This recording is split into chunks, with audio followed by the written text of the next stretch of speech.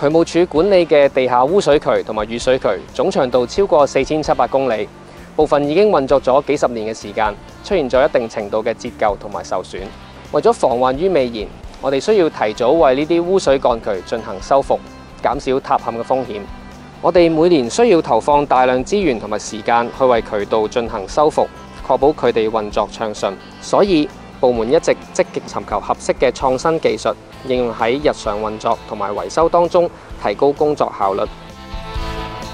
屯門污水幹渠修復工程創新咁利用3部遙控機械人喺運作中嘅污水雙型暗渠裏邊進行清淤同埋安裝渠管嘅工作，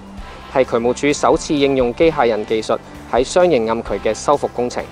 喺進行雙型暗渠清淤工作嘅時候，工程團隊首先會將龍門1號吊入去雙型暗渠裏面，機械人會鏟起渠底嘅淤泥，再利用豎井上面嘅吊運裝置運送淤泥去到地面處理。當淤泥裏面夾雜住好多阻礙物，例如石頭、剝落嘅混凝土同埋鋼筋等等，又或者需要深入幹渠超過150米進行清淤工作嘅時候，工程團隊就會利用龍門2號嘅夾斗抓起淤泥，放喺頂部嘅油壓升降泥斗裏邊，再一並送到地面上面處理。而附設重型裝備嘅龍門2號唔單止能夠深入雙型暗渠達到250米，亦都適用喺當地面狀況只容許開挖一個豎井出入口嘅情況，比起以往必須要開挖一對豎井出入口更加靈活。面對不規則嘅弧形渠道，工程團隊會首先利用3維雷射掃描技術確認渠管嘅弧度變化，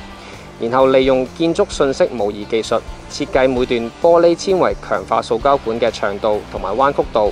以配合雙型暗渠嘅實際情況。龍門3號就能夠將呢啲渠管配件直接推到雙型暗渠裏邊進行裝嵌。3部機械人都可以由熟練嘅技術人員喺地面透過實時影像監察同埋控制，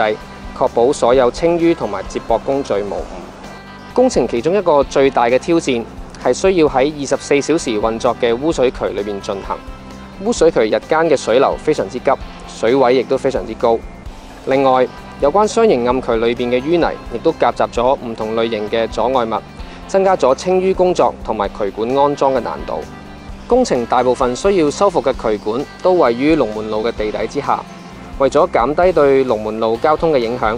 工程團隊亦都決定將繁忙路段開挖豎井嘅數目減少，